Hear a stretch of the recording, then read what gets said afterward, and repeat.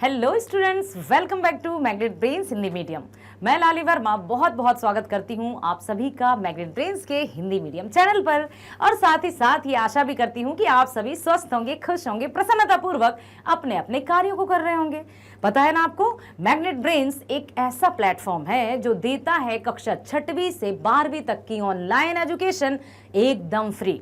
ना केवल यहाँ पर आपके विषय से संबंधित वीडियोस ही प्रोवाइड किए जाते हैं, बल्कि सभी प्रकार की प्रतियोगी परीक्षाओं के वीडियोस भी फ्री प्रोवाइड किए जाते हैं। और हमारा लक्ष्य है कि आप सभी अपने अपने लक्ष्यों की प्राप्ति करें, वही हमारी सफलता है। तो यहाँ जो भी वीडियोस प्रोवाइड किए जाते हैं एकदम फ्री है, किसी भी प्रकार के पेड सब्सक्रिप्शन की हम बात नहीं करते हैं और बेस्ट फैकल्टीज के द्वारा वीडियोस दिए जाते हैं। तो यहाँ पर मुझे पता है कि आपके जो रिस्पॉन्स मिलते हैं उससे अनुमान भी लगाया जा सकता है कि हाँ, हम वही कर रहे हैं जो आपको चाहिए। तो इस तरह से हम और आप जो एक साथ मिले हुए हैं, हमारा बॉन्ड बहुत अच्छे से बना रहे, इसके लिए लाइक, सब्सक्राइब और शेयर भी आपको करना है। चलते हैं कि इस वीडियो में हम क्या करने जा रहे हैं आज। प्रीवियस वीडियो में आप देख चुके हैं कि हम हिंदी व्याकरण का पहला टॉपिक स्टार्ट कर चुके हैं। क्या है, नाम क्या है? रचना के आधार पर वाक्य भेद।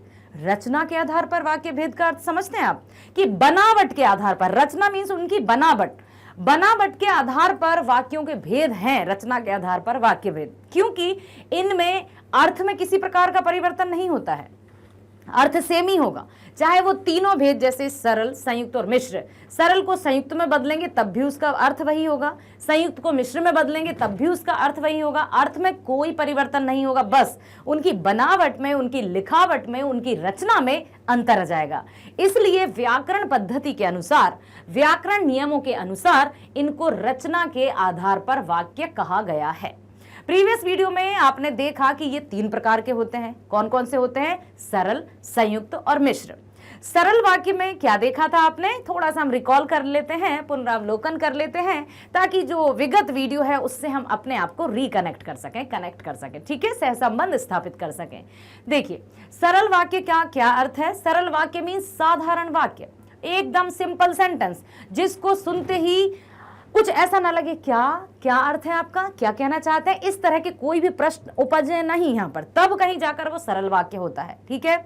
और ये अपने आप में स्वतंत्र होता है, ये किसी पर निर्भर नहीं होता है, किसी पर डिपेंडेंट नहीं होता है, ये सरल है, ठीक है। उसके बाद क्या आया? संयुक्त। प्रीवियस वीडियो की बात कर रही हूं मैं कि संयुक्त वाक्य में सरल वाक्यों से मिलकर संयुक्त वाक्य बनते हैं। और संयुक्त वाक्य जब मिलते हैं तो उनमें कुछ योजक शब्दों का प्रयोग किया जाता है, जैसे और, एवं, तथा, किंतु, परंतु, लेकिन, या, अथवा, इस तरह के ये योजक शब्द हैं, तब कहीं जाकर वो संयुक्त वाक्य बनता है। तो हम क्या कह सकते हैं संक्षिप्त रूप में कि संयुक्त वाक्य सरल वाक्यों से मिलकर बनता है, और यदि संयुक्त वाक्य को तोड़ा जाए तो वो अपने आप में स्वतंत्र वाक्य या सरल वाक्य बन जाते हैं, ठीक है। उसके बाद जो तीसरा वाक्य है वो है मिश्र वाक्य। मिश्र वाक्य में हमने क्या देखा कि होते तो ये वाक्य हैं, एक दूसरे पर निर्भर होते हैं, इनको तोड़ने पर इनको स्वतंत्र वाक्यों में परिवर्तित नहीं किया जा सकता, एक दूसरे पर डिपेंडेंट रहते हैं, आश्रित रहते हैं। किस तरह से कि यदि राम स्कूल जाएगा तभी श्याम स्कूल जाएगा। अब यदि राम स्कूल जाएगा, क्या हम इसको एक वाक्य बना सकते हैं? नहीं, क्योंकि ये तो डिपेंडेंट है दूसरे पर, कि यदि राम स्कूल जाएगा तभी श्याम स्कूल जाएगा, तो ये एक दूसरे पर आश्रित है, इनको ही मिश्र वाक्य के अंतर्गत रखा गया है। समझ में आया? तो आज इस वीडियो में आप देखेंगे उदाहरणों की सहायता से कि किस प्रकार से उदाहरणों के सहायता से हम समझेंगे कि वाक्य भेद होते कैसे हैं। और इन सबको समझने के लिए आपको किसी प्रकार की चिंता करने की आवश्यकता नहीं है, बहुत ही आसान तरीके से हम यहाँ समझने वाले हैं, ताकि आप हमेशा अपने मस्तिष्क में भी रख पाएंगे और दूसरों को भी बता पाएंगे। ये सिर्फ कक्षा 10वीं में पढ़कर भूल जाने वाली बातें नहीं हैं, ये अपने संपूर्ण जीवन में याद रखने वाली बातें हैं। और आशा करती हूं और भरोसा है मुझे कि आप हमेशा इन बातों को, व्याकरणिक बिंदुओं को मस्तिष्क में रखेंगे, ताकि आगे की जनरेशन को भी आप ट्रांसफर कर सकेंगे, ठीक है। अभी मैंने बताया कि रचना के आधार पर वाक्य होते हैं 3 प्रकार के, सरल वाक्य या साधारण वाक्य। सरल मीन्स सिंपल, जो वाक्य आसानी से समझा जा सके उसे हम सरल वाक्य कहते हैं, और सरल वाक्य को साधारण वाक्य भी कहते हैं, क्योंकि सरल या साधारण बात एक है। और ऐसे वाक्य जो एक छोटा बच्चा भी आसानी से समझ जाए, जैसे मैं लिख रही हूं, आसानी से समझ में आया। राम जा रहा है, मोहन पढ़ रहा है, सीता नृत्य कर रही है। तो सिंपल सेंटेंस जिसमें सिर्फ एक कर्ता और एक क्रिया होती है उन्हें सरल वाक्य या साधारण वाक्य कहते हैं। दूसरा है हमारा संयुक्त वाक्य, संयुक्त मिला हुआ। आपने सुना है ना, एकल परिवार, संयुक्त परिवार। अंग्रेजी में कहते हैं सिंगल फैमिली, ज्वाइंट फैमिली। तो सिंगल फैमिली में माता पिता और बच्चे, ज्वाइंट फैमिली में सब लोग मिलजुल कर रहते हैं, ठीक है। तो जो भी मिलजुल कर रहते हैं अर्थात संयुक्त परिवार। तो यहां पर सरल वाक्य मतलब जिसमें एक कर्ता और एक क्रिया होती है। ठीक, संयुक्त वाक्य क्या होते हैं? सरल वाक्यों से मिलकर जो बनते हैं उन्हें संयुक्त वाक्य कहते हैं। अब जब मिलकर बनेंगे तो कुछ तो हमें प्रयोग में लाना होगा ताकि उनको जोड़ा जा सके। जैसे गणित में हम क्या कहते हैं, एक और एक को जोड़ना है तो हमें क्या करना पड़ता है? प्लस का चिन्ह लगाना पड़ता है, धन का निशान लगाना पड़ता है, तब जाकर हमें निशानों से समझ में आ जाता है कि हम क्या करने वाले हैं। जैसे देखिए यहां पर मैं बताऊं गणित, क्योंकि व्याकरण का जो नेचर है या व्याकरण की जो प्रकृति है वो बिल्कुल गणित जैसी है। अब आप ये मत सोचना अच्छा गणित जैसी, आसान गणित जैसी जो आपको यूं समझ में आएगी। जैसे मान लीजिए आपको पता है ना ये क्या है? प्लस, ठीक है, ये क्या है? माइनस, ये क्या है? मल्टीप्लाई, ये क्या है? डिवीजन, ठीक है। तो ये सारी जो चिन्ह हैं उनको समझ जाते हैं कि यदि यहाँ लिखा है एक और एक, यदि यहाँ लिखा है ये, फिर यदि यहाँ लिखा है ये, फिर यदि यहाँ लिखा है ये, तो हम आसानी से समझ जाएंगे कि इनमें करना क्या है।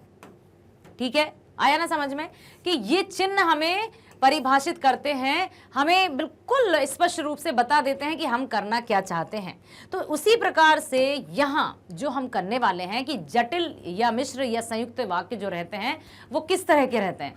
संयुक्त वाक्य सरल वाक्यों को मिलाकर बनते हैं। तो सरल और संयुक्त, समझ में आया? सरल वाक्य अपने आप में सिंपल और स्वतंत्र वाक्य होता है जो किसी पर आधारित नहीं होता है, जिस किसी पर भी डिपेंडेंट नहीं होता है।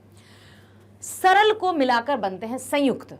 जैसे, और इनमें योजक शब्दों का प्रयोग किया जाता है। योजक शब्द मतलब ऐसे शब्द जो जोड़ने का काम करते हैं। जैसे अभी किया ना, प्लस का जो साइन है वो हमें बताता है कि एक और एक को जोड़कर हमें दो करना है। तो उसी प्रकार से ऐसे जोड़ने वाले शब्द होते हैं जिनको योजक शब्द कहते हैं और समुच्चय बोधक भी कहते हैं। जोड़ने वाले शब्द कौन कौन से होते हैं आप सब जानते हो, पता है आपको। जैसे और, मैं और सीता, एवं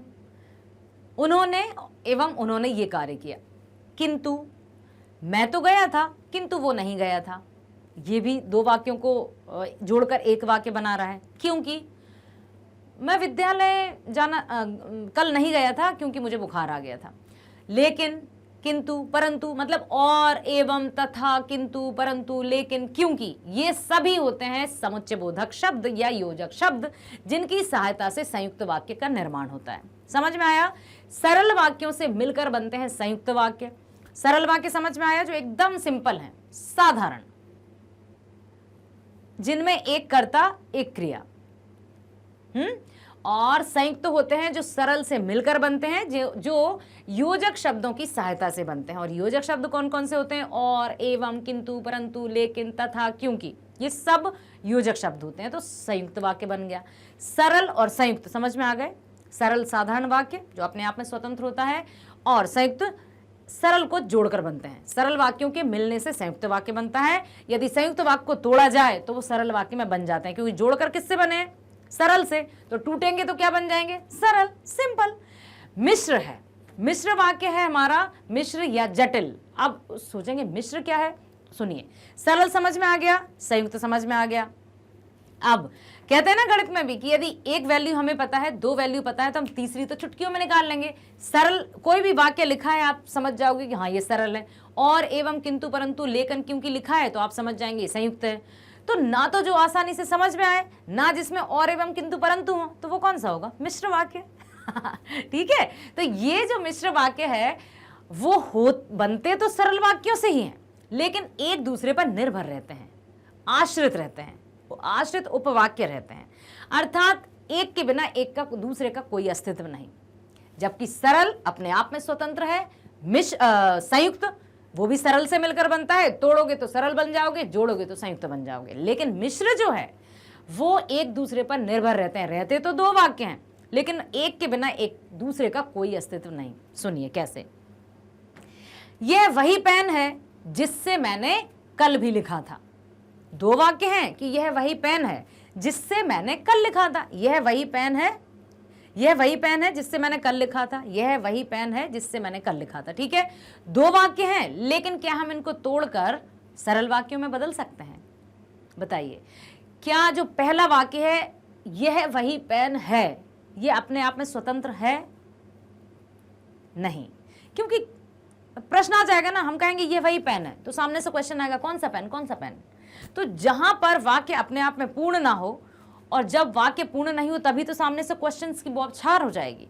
तो मिश्र वाक्य अर्थात डिपेंडेंट, आश्रित होते हैं एक दूसरे पर, एक दूसरे के बिना उनका कोई अस्तित्व नहीं है, मिलकर ही बनते हैं, उनको हम मिश्र वाक्य या जटिल वाक्य कहते हैं।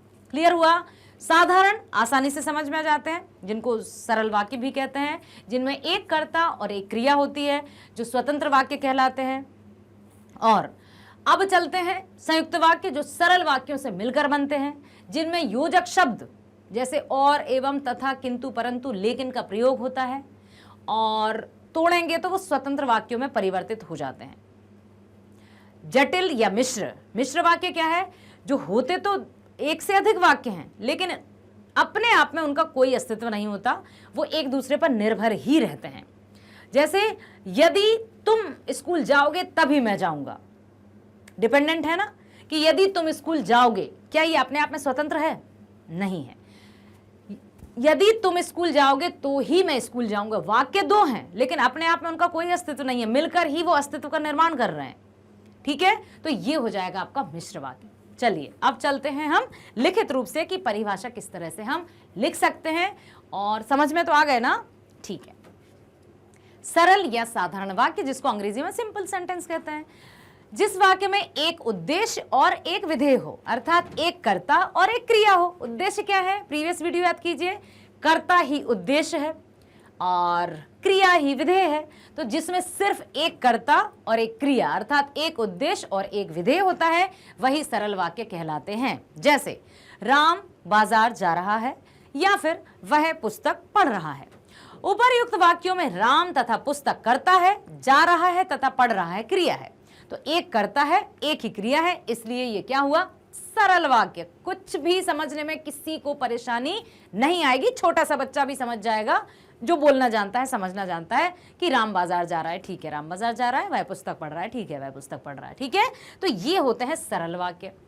अब सरल वाक्य में कर्ता और क्रिया के अलावा कर्म तथा उनके पूरक भी शामिल किए जा सकते हैं, क्योंकि कर्म भी है और इनको भी शामिल किया जा सकता है। जैसे राहुल पढ़ा, ध्यान से सुनिएगा, यदि सिर्फ वाक्य आए, सरल वाक्य ही है ये, कि राहुल पढ़ा, तो यहां सिर्फ कर्ता और क्रिया है।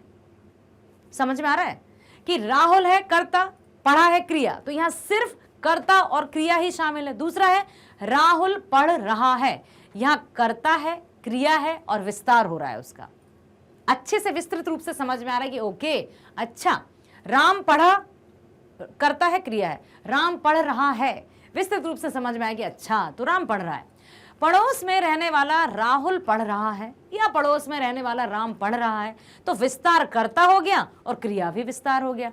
राम है यहां पर, देखिए आपको पता है ना, राम क्या है यहां पर? कर्ता है, पढ़ा क्या है? क्रिया है। अब यहां पर कर्ता और क्रिया विस्तार हो गया कि राहुल पढ़ रहा है, क्योंकि है लग गया, यहां पर सहायक क्रिया लग गई। दूसरा है पड़ोस में रहने वाला राहुल कहां रहता है? पड़ोस में, तो किसका विस्तार हुआ है? कर्ता का।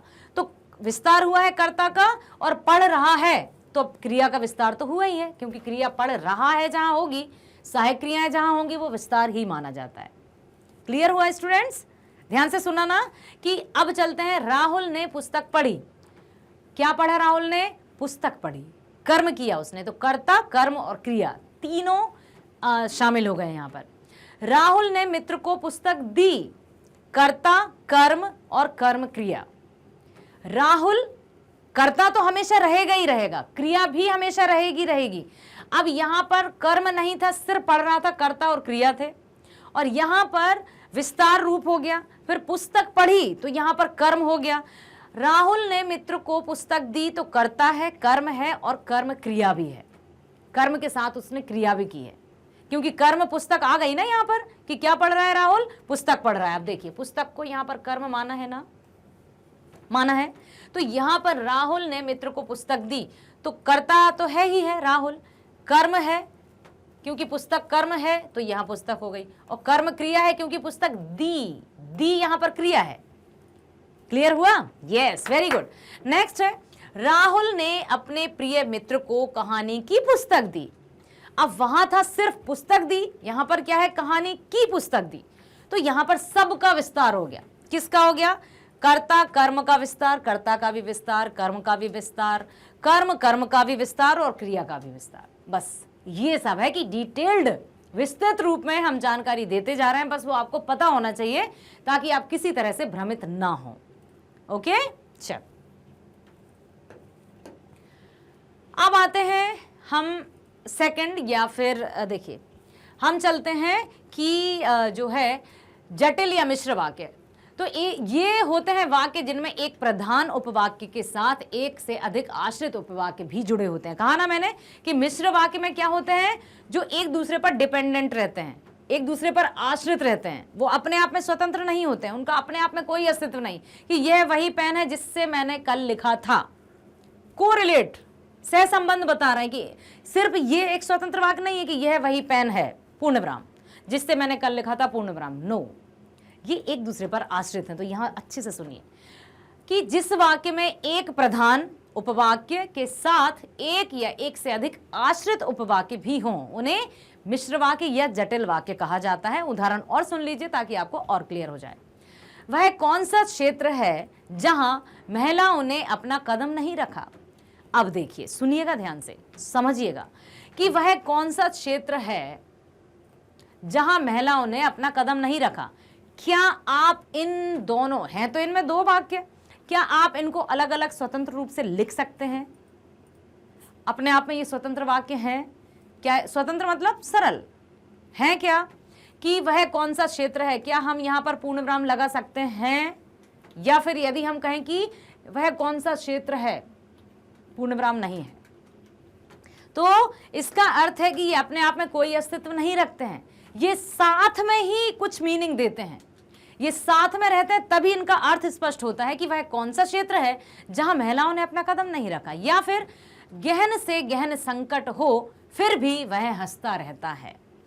गहन से गहन मतलब अधिक, कितने से बड़ा संकट ही क्यों ना हो फिर भी वह मुस्कुराता रहता है। ठीक है, तो यहां पर हैं दो वाक्य, लेकिन इनका अलग अलग हम स्वतंत्रता से नहीं लिख सकते, अर्थात ये एक दूसरे पर निर्भर हैं, इसलिए इनको मिश्र वाक्य या जटिल वाक्य की कैटेगरी में रखा गया है। क्लियर? यस। देखिए, अब है कि मिश्र वाक्य में आश्रित उपवाक्य भी होते हैं। कौन कौन से? संज्ञा उपवाक्य, विशेषण उपवाक्य और क्रिया विशेषण उपवाक्य, ये आश्रित उपवाक्य के भेद हैं। यहां पर आप सुनिए, संज्ञा तो आपको पता है, संज्ञा को सुन लीजिए, विशेषण को सुन लीजिए और क्रिया विशेषण को सुन लीजिए। तो संज्ञा क्या है? किसी व्यक्ति, वस्तु, स्थान या भाव के नाम को हम संज्ञा कहते हैं। और विशेषण क्या है? जो संज्ञा या सर्वनाम की विशेषता बताते हैं उन्हें हम विशेषण कहते हैं। सिर्फ संज्ञा सर्वनाम विशेषण की परिभाषा सुन रहे हैं। क्रिया विशेषण जो क्रिया की विशेषता बताते हैं उनको हम क्रिया विशेषण कहते हैं। अब यहां पर जो मिश्र वाक्य हैं उनके उपवाक्य हैं। ठीक, देखिए, संज्ञा उपवाक्य में जिस आश्रित उपवाक्य का प्रयोग प्रधान उपवाक्य की क्रिया के कर्म या पूरक के रूप में प्रयुक्त होता है उसे संज्ञा उपवाक्य कहते हैं। जैसे राजू ने कहा कि वह कल मुंबई जा रहा है। राजू ने कहा, राजू क्या है? संज्ञा, क्योंकि व्यक्ति, वस्तु, स्थान या भाव के नाम को हम संज्ञा कहते हैं। तो राजू ने कहा कि वह कल मुंबई जा रहा है। परिभाषा में आप बिल्कुल भ्रमित ना हो, सुनिए और आसान शब्दों में मैं बता दूं, यहां लिखा है कि जिस आश्रित उपवाक्य का प्रयोग प्रधान उपवाक्य की क्रिया या कर्म के पूरक के रूप में प्रयोग है। जैसे कि आप इन वाक्यों के यदि छोड़िए, इसको छोड़िए, सिर्फ आप ये ध्यान दीजिए, राजू ने कहा कि वह कल मुंबई जा रहा है। राजू क्या है? कर्ता। जा रहा है क्या है? क्रिया। कहां जा रहा है? मुंबई जा रहा है। तो ये एक दूसरे पर आश्रित ही तो हैं। और संज्ञा क्यों? क्योंकि यहां संज्ञा मेन है, राजू प्रमुख है। इस वाक्य में वह कल मुंबई जा रहा है वाक्य संज्ञा उपवाक्य है, और क्योंकि वह किसके लिए है? जो राजू है वही तो है। राजू करता है और वह कल मुंबई जा रहा है, वह उसका संज्ञा उपवाक्य है, क्योंकि संज्ञा है राजू और संज्ञा का उपवाक्य क्या है, वह कल मुंबई जा रहा है। ठीक है, तो संज्ञा उपवाक्य बहुधा प्रधान उपवाक्य से की योजक द्वारा ही जोड़े जाते हैं। ठीक है, राजू ने कहा कि, इसका जो की पॉइंट रहता है, की मतलब किस आधार पर हम जानेंगे कि ये संज्ञा उपवाक्य है, की लगा रहता है अधिकतर, सामान्यतः 99% की के आधार पर ही हम आइडेंटिफाई कर पाएंगे कि ये संज्ञा उपवाक्य है। ठीक है,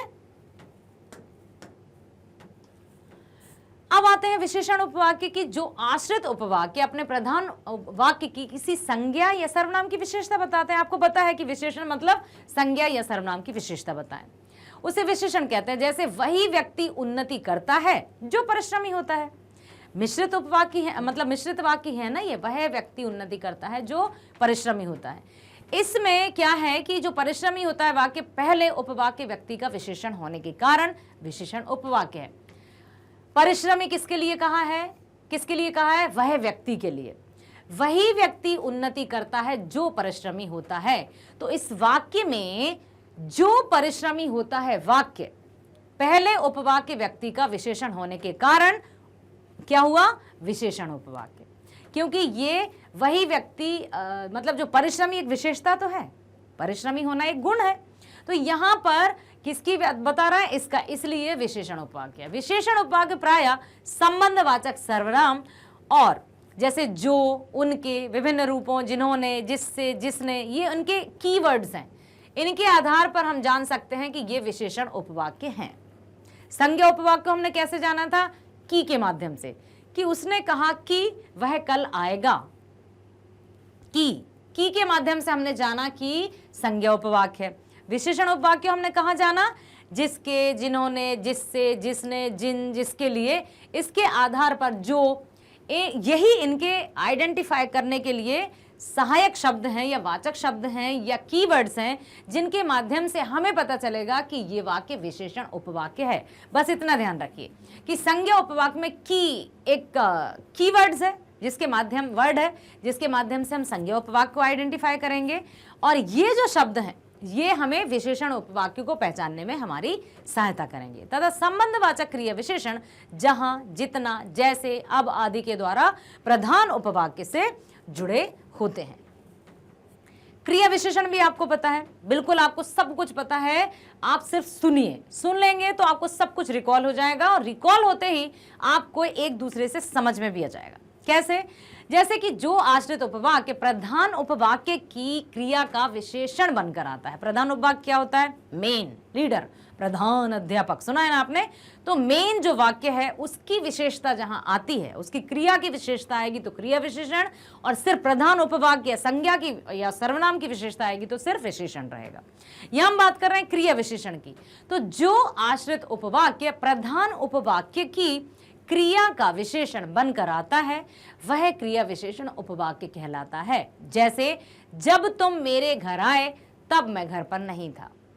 क्रिया, ध्यान दीजिए, यहां किसकी बात आ रही है, ये भी क्रिया है, और मैं नहीं था, घर पर नहीं था, तो यहां पर आ रही है बात क्रिया की कि जब तुम मेरे घर आए, क्रिया हुआ ना, एक्शन किया ना, तो जब तुम मेरे घर आए तब मैं घर पर नहीं था।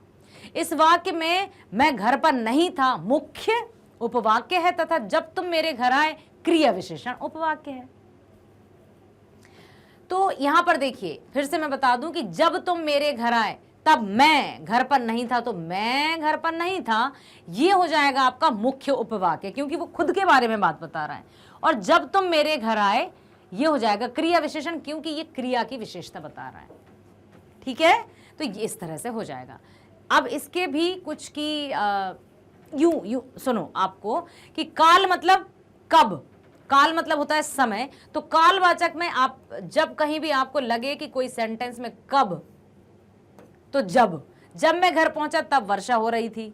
सेंटेंस को देखकर आप तुरंत पता चल जाएगा कि ये कालवाचक है, स्थानवाचक है, या फिर परिमाणवाचक है या परिणामवाचक है। सबको समझ में आ जाएगा। काल मतलब समय, और समय को हम कैसे आइडेंटिफाई करते हैं, कब, है ना, कहते हैं ना कब, कितने बजे। ये जब भी हम समय की बात करते हैं तो कब आता है, कितने बजे आता है, सुबह या शाम आता है। तो जहां पर सुबह, शाम, कब, तब, ऐसे शब्द यदि वाक्य में आएंगे तो वो काल सूचक होगा, क्योंकि इसमें समय, काल मतलब समय।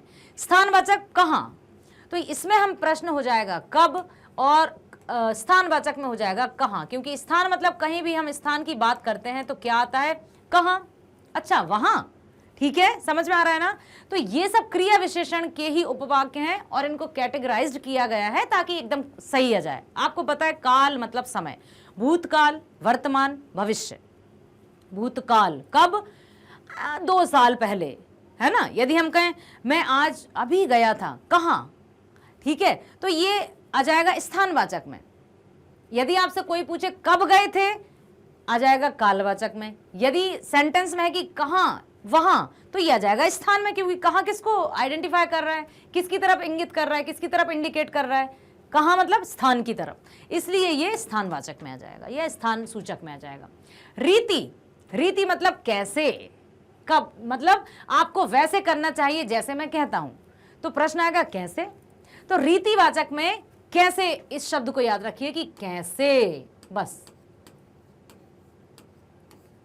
रीतिवाचक मतलब कैसे, हंसकर, मुस्कुराकर, रोकर, है ना, कैसे, आपको वैसे करना चाहिए जैसे मैं कहता हूं। परिमाणवाचक, परिमाणवाचक में कितना, नापना तोलना होता है परिमाण, परिमाण मतलब नाप तोलना, तो कितना, अब कितने को हम गिनती भी हो सकती है, उसमें संख्या भी हो सकती है। जैसे उसने जितना परिश्रम किया उतना ही अच्छा परिणाम मिला। जैसे जैसे गर्मी बढ़ेगी वैसे वैसे धूप में खड़े रहना कठिन हो जाएगा। तो यहाँ पर परिमाण मतलब ये नहीं है कि कितनी धूप, क्या 1 किलो धूप आएगी, नहीं ना, ठीक है, क्या 1 तेल का या फिर 1 चावल बनेगा, नहीं। परिमाण मतलब अनकाउंटेबल, या जिनको गिना नहीं जा सकता, जिनको नापा तोला जा सकता है, अधिक, कम या ज्यादा में हम इनका मतलब आइडेंटिफाई करते हैं। परिणाम, यदि जैसे परिणाम मतलब क्या होगा, हेतु, किस कारण से, तो यह आ जाएगा कि यदि वर्षा अच्छी होगी तो उपज बढ़ जाएगी। उपवाक्य, वह जरूर परिश्रम करेगा ताकि अच्छे अंक ले सके, वह इसलिए आएगा ताकि आपसे बात कर सके। ये सारे के सारे आ जाते हैं आपके उसमें। संयुक्त वाक्य या यौगिक वाक्य, जिसको कंपाउंड सेंटेंस कहते हैं, आपको अच्छी तरह पता है कि जो संयुक्त वाक्य रहते हैं वो सरल वाक्यों से मिलकर बनते हैं, और सरल वाक्य अपने आप में स्वतंत्र होता है। जब जोड़ दो तो संयुक्त वाक्य, तोड़ दो तो सरल वाक्य, इतने आसान है। और जोड़ने के लिए जब संयुक्त वाक्य बनता है तो कुछ योजक शब्द होते हैं, जैसे और, एवं, तथा, किंतु, परंतु, लेकिन, क्योंकि, ये सारे के सारे शब्द संयुक्त वाक्य के निर्माण में अनिवार्य रूप से होते हैं, कुछ ना कुछ तो होगा। जैसे वाक्य में 2 या 2 से अधिक सरल वाक्य अथवा मिश्र वाक्य योजकों द्वारा जुड़े हों। योजक समझ गए ना आप, योजक मतलब ऐसे शब्द जो जोड़ने का काम करते हैं, उन्हें संयुक्त वाक्य या यौगिक वाक्य कहते हैं। संयोजक द्वारा जुड़े रहने पर भी प्रत्येक वाक्य अपना स्वतंत्र अस्तित्व रखता है, अर्थात तोड़ दो तो सरल वाक्य हो जाएगा, जोड़ दो तो संयुक्त वाक्य हो जाएगा, और एक दूसरे पर आश्रित नहीं रहते क्योंकि उनमें अपना अस्तित्व है, सेल्फ डिपेंड है वो। ये समानाधिकरण वाक्य कहलाते हैं। इनमें समुच्चय बोधक अव्यय का प्रयोग संयोजक रूप में, विभाजक रूप में, विरोधार्थक रूप में और परिणाम बोधक रूप में होता है। मैं बता देती हूँ, आपको पता ही है कि कौन कौन से होते हैं योजक शब्द, अभी हमने चर्चा की थी। जैसे कंडक्टर ने सीटी बजाई और बस चल पड़ी, अब देखिए जोड़ दिया किसके सहायता से, और।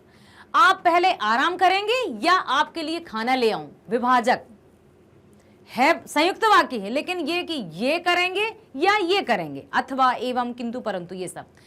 मैं आपका काम अवश्य कर देता लेकिन क्या करूं, व्यस्त हूं, करना तो चाहता हूं लेकिन बिजी हूं।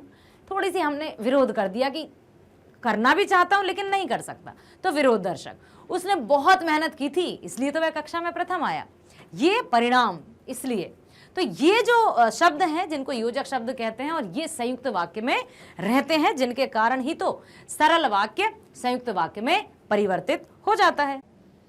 देखिए, अब यहां पर हमें देखना है कि वाक्य रूपांतर किस तरह से होते हैं। वाक्य का रूपांतर भी किया जाता है, जैसे सरल से संयुक्त, संयुक्त से मिश्र भी बना सकते हैं, मिश्र का सरल भी हो सकता है, फिर संयुक्त का मिश्र भी हो सकता है, सब कुछ हो सकता है।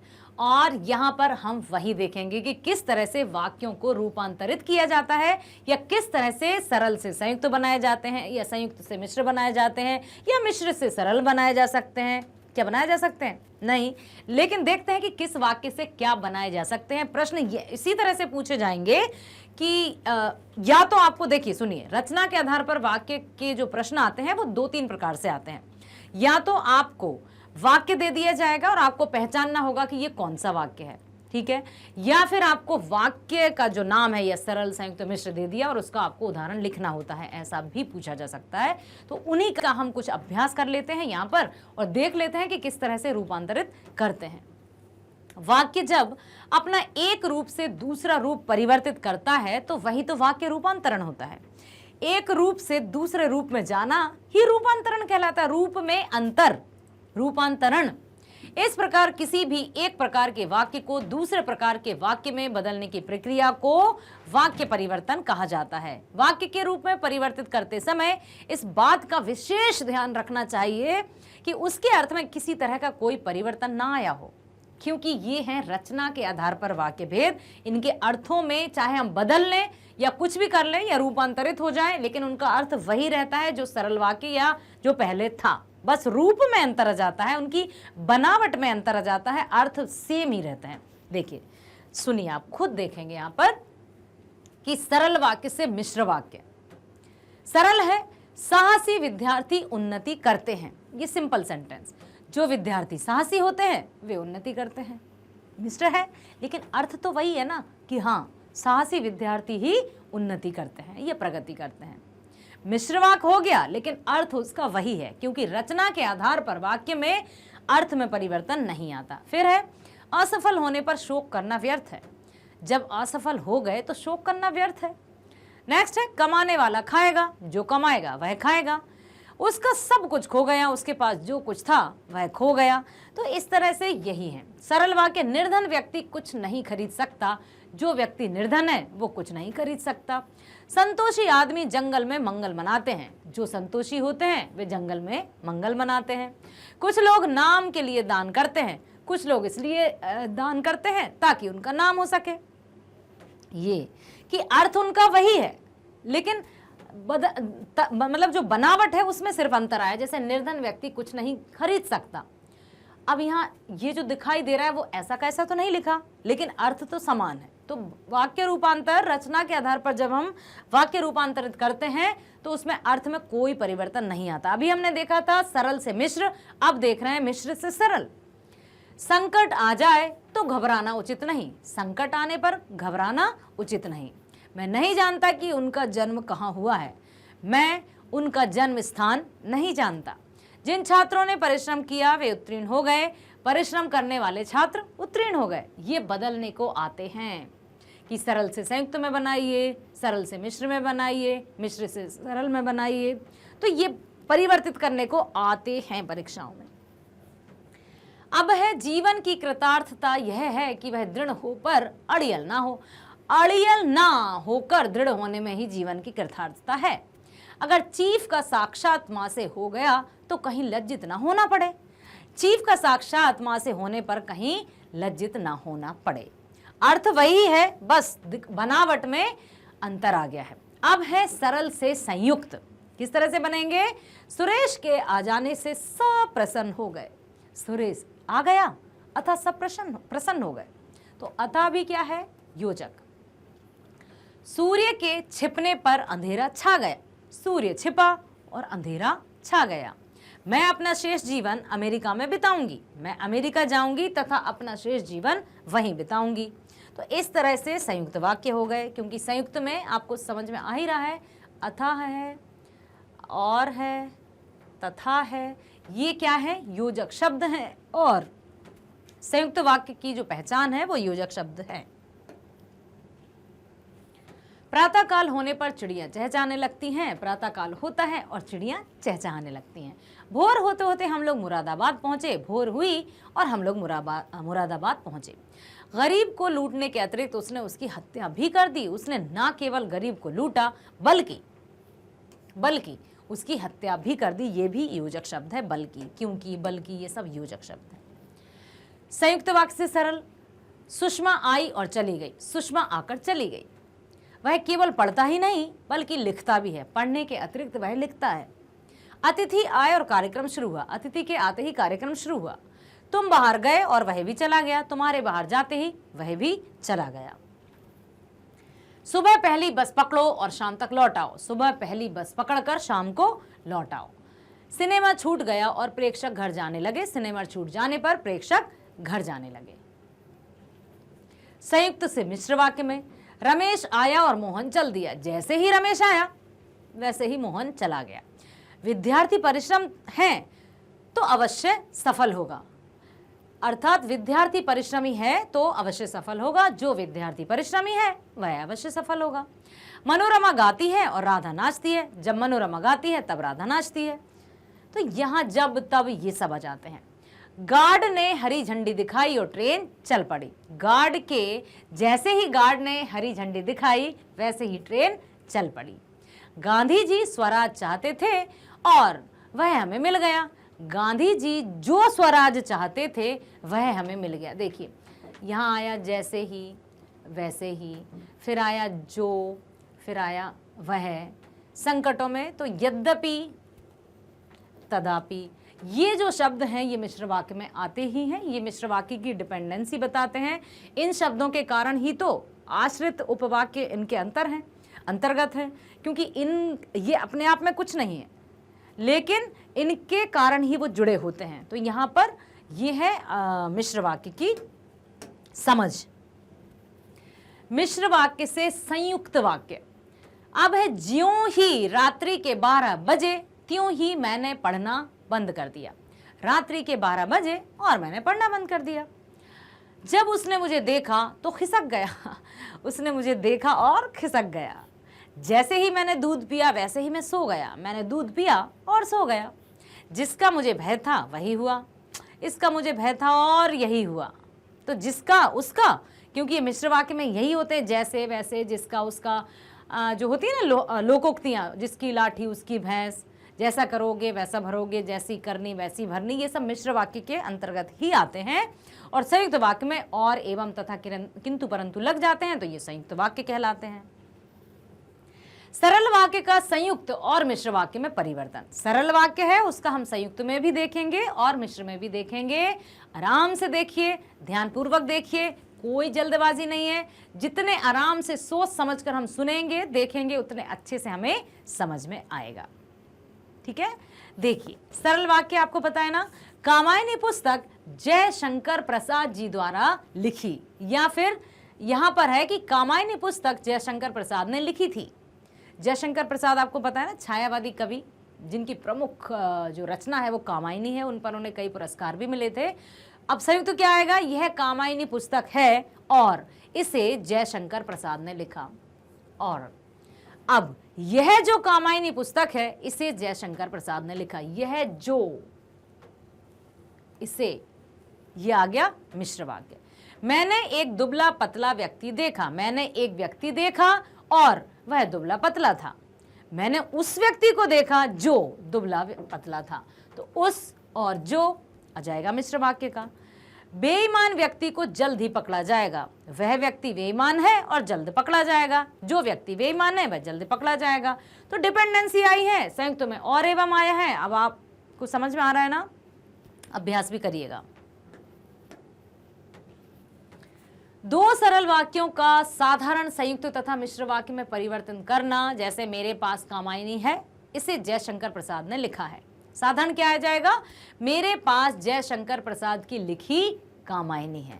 ध्यान से सुनिए कि दो सरल वाक्य हैं और संयुक्त तथा मिश्र वाक्य में परिवर्तित करना है, दोनों को मिलाकर है। तो ये दो, अब इससे ही हमें दोनों से बनाना है संयुक्त भी और दोनों से ही बनाना है मिश्र भी। मेरे पास कामायनी है, इसे जयशंकर प्रसाद ने लिखा है। ये दो सरल वाक्य हैं। अब हमें इनका एक संयुक्त वाक्य बनाना और एक ही मिश्र वाक्य बनाना है। तो मेरे पास जयशंकर प्रसाद की लिखी कामायनी है, साधारण वाक्य है। अलग अलग वाक्यों का भी एक सिंपल या सरल वाक्य बन गया है। फिर है मेरे पास कामायनी है और इसे जयशंकर प्रसाद ने लिखा है। आ गया ना, दोनों सेंटेंसेस आ गए इनमें, और ये संयुक्त भी हो गया क्योंकि और आ गया है। मेरे पास कामायनी है जिसे जयशंकर प्रसाद ने लिखा है, जिसे आ गया और नहीं लगा है। मेरे पास कामायनी है जिसे जयशंकर प्रसाद ने लिखा है। तो यहां पर मिश्र वाक्य भी आ गया। अब फिर से आप बताइएगा। हाँ, शशि परिश्रमी है, वह कक्षा में प्रथम आती है। परिश्रमी शशि कक्षा में प्रथम आती है, मतलब दोनों थे ये दो वाक्य, लेकिन फिर भी एक साधारण वाक्य, एक सरल वाक्य इनका बना लिया गया है। जैसे कैसे कि सीता गाती है, सीता नाचती है, सीता गाती कॉमा नाचती है। तो या फिर सीता गाती है, वह नाचती है। यहां पर देखिए परिश्रमी शशि कक्षा में प्रथम आती है, संयुक्त तो क्या आ जाएगा, शशि परिश्रमी है और वह कक्षा में प्रथम आती है, क्योंकि संयुक्त वाक्य की पहचान ही योजक शब्द होते हैं। जिन वाक्यों में योजक शब्द लगे रहेंगे या जिन वाक्यों में योजक शब्दों का प्रयोग होगा वे संयुक्त ही होंगे। और योजक शब्द आपको पता है ना, योजक शब्द हमेशा याद रखना कौन कौन, और, एवं, तथा, किंतु, परंतु, या, अथवा, क्योंकि, यद्यपि, तदापि, ये सब के सब योजक शब्द होते हैं। तो ये होते हैं संयुक्त वाक्य की निशानी। और मिश्र वाक्य की निशानी बता दूं आपको, जैसे तैसे, जैसा वैसा, वह, या हम कहें कि यह वही व्यक्ति है जो, वे जो, वो जो। इंटरडिपेंडेंसी जहां दिखती है, जिन शब्दों की सहायता से निर्भरता दिखाई देती है, वे मिश्र वाक्य होते हैं। क्योंकि सरल हमें क्लियर है, संयुक्त हमें क्लियर है कि और एवं जो योजक शब्द है, तो इसके अलावा जो आएंगे वो मिश्र ही होंगे। ठीक है, चूंकि शशि परिश्रमी है इसलिए वह कक्षा में प्रथम आती है। अब आप देखो, शशि परिश्रमी है, वह कक्षा में प्रथम आती है। चूंकि शशि परिश्रमी है इसलिए, डिपेंडेंसी दिख रही है यहां पर, चूंकि शशि परिश्रमी है इसलिए वह कक्षा में प्रथम आती है। आ रहा है समझ में? आ रहा है ना? बहुत अच्छी बात है। आशा करती हूं कि आपको बहुत अच्छे से समझ में आ गए होंगे। आगे और चलेंगे हम, नेक्स्ट वीडियो में भी देखेंगे कि आश्रित उपवाक्य क्या होते हैं, कितने प्रकार के होते हैं, उनको किस तरह से आइडेंटिफाई किया जा सकता है, और भी बहुत कुछ देखेंगे। तो सीढ़ी दर सीढ़ी हम बढ़ेंगे और व्याकरण बिंदुओं से परिचित होंगे और व्याकरण को चुटकियों में सॉल्व करेंगे, और आगे परीक्षाओं में आएंगे तो हम बिल्कुल समय से पहले ही सॉल्व कर देंगे। ठीक है, इसी तरह के वीडियोस आप देखते रहेंगे मैग्नेट ब्रेन्स पर, क्योंकि मैग्नेट ब्रेन्स आप जैसे होनहार स्टूडेंट्स के लिए ही कक्षा 6वीं से 12वीं तक की ऑनलाइन एजुकेशन, स्कूल एजुकेशन एकदम फ्री में प्रोवाइड करता है। और ना केवल आपके विषय या कक्षा के वीडियोस ही आपको यहाँ पर फ्री में प्रोवाइड किए जाते हैं, बल्कि सभी प्रकार की प्रतियोगी परीक्षाओं की वीडियोस भी आप देख सकते हैं फ्री। और किस प्रकार की परीक्षाएं, कौन कौन सी प्रतियोगी परीक्षाएं, तो उनका नाम भी बता देती हूं, जैसे NTSC, olympiad, IIT, JEE, NEET, bank, insurances, है ना, जेआईआईबी, सीआईबी, आरआरबी, बहुत सभी प्रतियोगी परीक्षाओं के वीडियोस आपको फ्री मिलते हैं। चलते हैं कि जो आपकी कक्षा के वीडियोस हैं या विषय के वीडियोस हैं, पता है आपको कि दोनों मीडियम में आप देख सकते हैं, इंग्लिश मीडियम में भी देख सकते हैं, हिंदी मीडियम में भी देख सकते हैं। यदि आप हिंदी मीडियम में अपने वीडियो को देखना चाहते हैं, जैसे गणित, विज्ञान, सामाजिक विज्ञान, या हम कक्षा 11वीं 12वीं की बात करें तो आपका भौतिक विज्ञान, रसायन विज्ञान, सभी के वीडियोस आप हिंदी मीडियम में भी देख सकते हैं। मान लीजिए आपको हिंदी का वीडियो देखना है तो क्लिक कर दीजिए हिंदी के वीडियो पर, क्लास 10th हिंदी लाली वर्मा। ठीक है, वहां पर जाएंगे तो आपके सामने वीडियो आ जाएगा। वीडियो पर जाते ही आप प्लेलिस्ट पर जाएं, और प्लेलिस्ट में क्यों, ताकि आपको सब कुछ टॉपिक्स, जो टॉपिक्स हैं, सब टॉपिक्स हैं, विषय बिंदु हैं, वो क्लियरली वहां पर हैं कि जिस भी विषय पर आप टिक करेंगे, क्लिक करेंगे, उसका वीडियो आपके सामने आ जाएगा। जैसे एग्जाम्पल मैं बता देती हूँ कि मान लीजिए आपको पाठ्यक्रम देखना है, सीबीएसई या एनसीईआरटी का पाठ्यक्रम, या आप देखना चाहते हैं विषय का संपूर्ण विवरण, पाठ का सार, एनसीईआरटी समाधान, बहुविकल्पीय प्रश्न, one shot revision, complete chapter revision, एक ही बार में संपूर्ण अध्याय का रिवीजन, सब कुछ वहां पर वेल ऑर्गेनाइज्ड है। आप जस्ट उस पर क्लिक कीजिए, वीडियो आपके सामने आ जाएगा, और आपको असुविधा ना हो इसलिए यहाँ पर सुविधाजनक तरीके से पूरा अच्छे से अरेंज किया हुआ है। मान लीजिए आपको देखना है पाठ्यक्रम का वीडियो, क्लिक कर दीजिए। पाठ्यक्रम का वीडियो क्लिक करते ही आपके सामने आपकी कक्षा 10वीं हिंदी का संपूर्ण पाठ्यक्रम आपके सामने आ जाएगा, जिसमें कोर्स ए और कोर्स बी की दोनों पुस्तिकाओं को शामिल किया है। कोर्स ए में पुस्तक पता है ना आपको, क्षितिज और कृतिका भाग 2, कोर्स बी में हमारी स्पर्श और संचयन। तो आपकी जो चारों पाठ्य पुस्तक है उनमें कितने पाठ हैं, कौन इनके लेखक हैं, कौन कवि हैं, जो भी पाठ या कविताएं हैं गद्य खंड या काव्य खंड में जो भी हैं, उनके लेखक कौन है, इसमें हम क्या पढ़ेंगे, संपूर्ण जानकारी है इस वीडियो में। आशा करती हूं कि आप जब वीडियो देखेंगे, और मुझे भरोसा भी है कि जितने भी प्रश्न आपके मस्तिष्क में उमड़ रहे होंगे या विचारों का उथल पुथल चल रही होगी, उन सभी का समाधान आपको इस वीडियो को देखकर अवश्य मिल जाएगा। और समाधान मिलने के साथ साथ आपको वीडियो पसंद भी आएगा, और पसंद आएगा तो लाइक ज़रूर कीजिएगा, सब्सक्राइब करना है ताकि आपको न्यू जो वीडियोस आएंगे उनकी अपडेशन या नोटिफिकेशन प्राप्त होता रहे और आप जल्दी से जल्दी एकदम जो वीडियो है उसका लाभ ले सकें।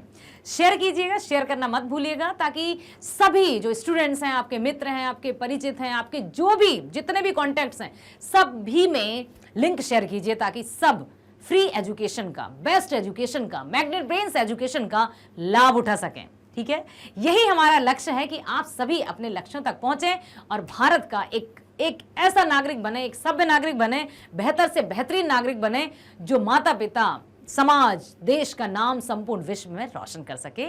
यही हमारी आशा है, यही हमें भरोसा है कि आप अवश्य इस तरह से करेंगे। मिलते हैं नेक्स्ट वीडियो में। स्वस्थ रहिए, खुश रहिए, bye bye, thank you so much.